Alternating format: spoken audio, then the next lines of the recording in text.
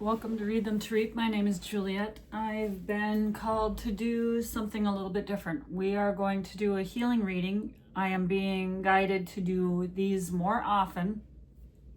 I think there's some shifts and some changes coming, and this is just the change in format that is being requested by my guides and my intuition, so I'm going to trust it. So for our healing for the collective, what do we need to know for the shadow work? If you're curious about shadow work, it's Carl Jung. It's just brain pathways, rewiring them, healing ourselves, individuation, which is awareness awakening. So this is what I'm being guided to do. I'm just going to let them show what needs. Okay, this is what we got. Be gentle with yourself. Self-compassion, permission, and softness. This is what needs to be looked at. And we got forgiveness sets you free, release, unhooking, and peace. So what I'm getting with this one, okay, so when we have had experiences, say for example, you have had a relationship with, the word we like to use is narcissist.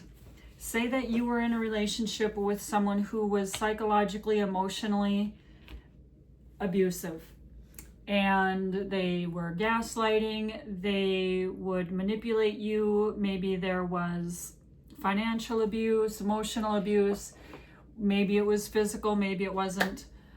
But this is what I have to say from personal experience. I am not a psychiatrist, psychologist, a counselor of any sorts. I am just telling you from my personal experience that when someone causes harm psychologically and emotionally, it can have a physical effect to where it causes physical damage to your nervous system, which then in turn can have impact on the physical body. High cholesterol, weight gain, just out of balance stomach flora, which causes a lot of stomach issues. It can hurt you in your joints, in your bones, in your muscles. So even though if someone does not physically harm you, it can harm you physically, so to speak. Okay, moving on. So healing from that, we need to have, it's important to have self-compassion and be gentle with ourselves, because there were times that I would blame myself because there was one common denominator in all of the failed relationships I've had and all the abusive relationships I've had, and that one common denominator was me. So when I started doing shadow work and healing myself, that kind of shifted everything. I could not be in that type of relationship anymore. I've healed too far beyond that. I've come to a place where many of us have, some of you as well. We would rather be alone with ourselves than in a relationship where we're lonely, or we would rather remain single than to be in a toxic or some kind of trauma bond or a situationship. And male, female, it doesn't matter. That's more of a healthy perspective, in my opinion. Okay, that's just what we're choosing. And it's okay to give yourself, male, female, a spa day. It is okay to be gentle with yourself, to have self-forgiveness and self-understanding.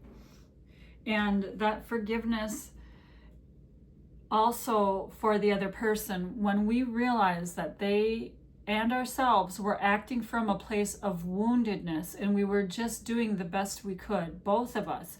It doesn't justify abuse. It does not say that it was okay for us to be treated that way, but we can release it a little bit sooner, maybe a little bit easier, when we realize that we all came from our woundedness.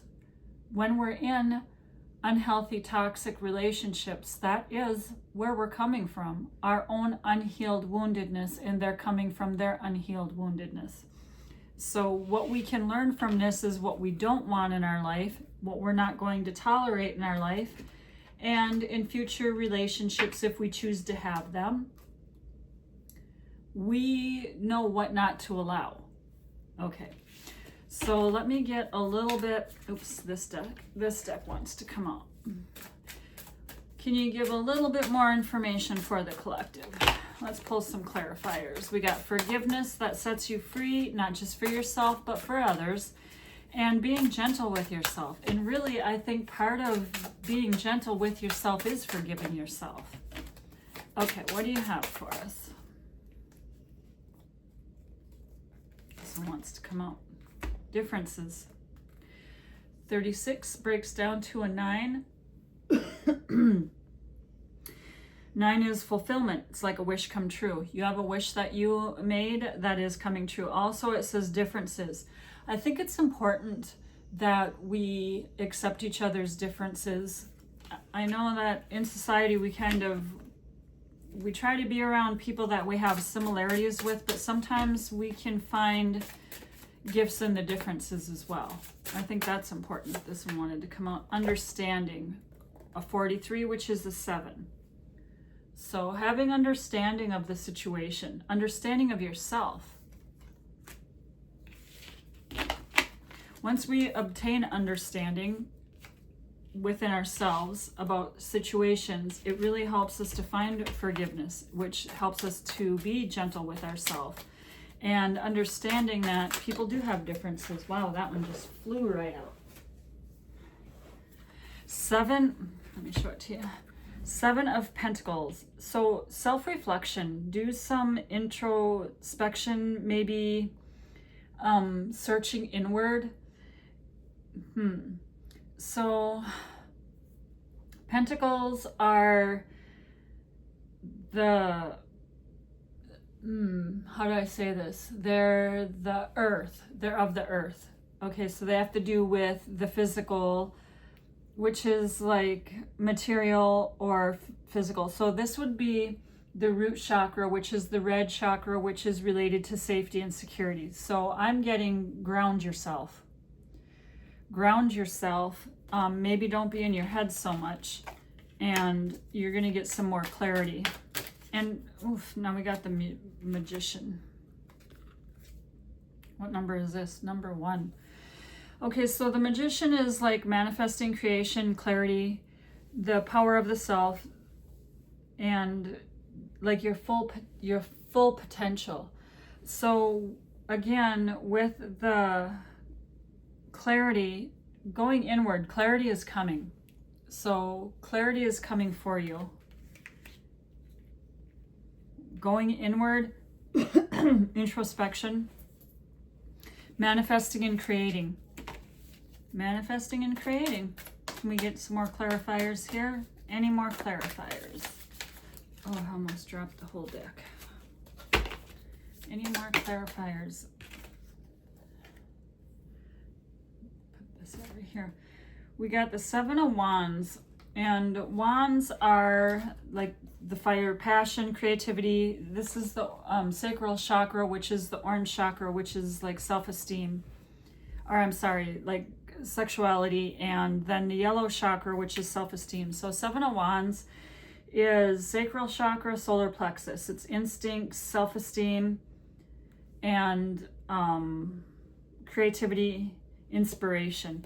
I have a feeling that, kind of more of a knowing, as you're being more gentle with yourself and forgiving yourself and healing and not casting blame, but just accepting and understanding that everything played out the way it needed to play out. It couldn't play out any different, because when you have wounded people coming from wounded places, wounded things happen. Unhealthy, toxic things happen. Okay, so when you're gentle with yourself, give yourself grace, find forgiveness for yourself, the situation, and the other person involved. And I know that's not always the easiest thing to do. Believe me, I know that is not always. There were times that I would pray every day, please don't let me hate him. Please don't let me hate him. Please don't let me hate myself. Okay, so I get that. And sometimes that's all you have. That's like all you can ask is please just don't let me hate him, because that's all you have left. Okay, so the other card that was pulled was the Two of Swords. So this is telling me that maybe you're feeling blocked or stagnant. There's like some indecisions. You have difficult choices. There's going to be a crossroads. And you have to face uncomfortable truths. No one likes to look in at ourselves. We don't. As humans, we want to be comfortable. And it's easier to blame. But when you do go inward and you see your part in it and you face that dark side, that shadow side of you, you heal. And once you heal, you can't unheal. And once you are a certain level of healed, there are things you will not allow to happen. You will set your boundaries, you will stand firm in them, and you won't go back. So, all right, do we need one more card from somewhere? I feel like this one wants to come out. This is Angel Signs card. So, do we have anything that you would want to tell us from the Angel Signs? Angel Sign card, please. Boundary. Your energy is sacred and it is your right to protect it by setting clear boundaries. Honor your energetic limits, for what is aligned with you will never require self-sacrifice. Oh my gosh. When you are gracious and gentle with yourself, you find forgiveness for self and others, you set boundaries, you know your worth, and you can appreciate each other's differences, but you are allowed to have preferences. So there have been times in my life when I've been known to ghost people. Not to be rude and disrespectful, but because how many times do you tell someone no and they walk right through that no, and your only choice that you feel, you have a choice that you feel you're left with, is to absolutely end any further communication. I guess I don't necessarily see anything wrong with that. I am also an Aquarius, and if you know anything about Aquarius, we can ghost like nobody's business. But we are also humanitarians, so believe this. We will give you chances, probably more than we should. We will give you chances, and then we will ghost you. That's just an Aquarius trait. So, unhealed Aquarians will be avoidant and run from the situation. There is a difference, and we know what that is. So, that is your reading for today. Thank you so much.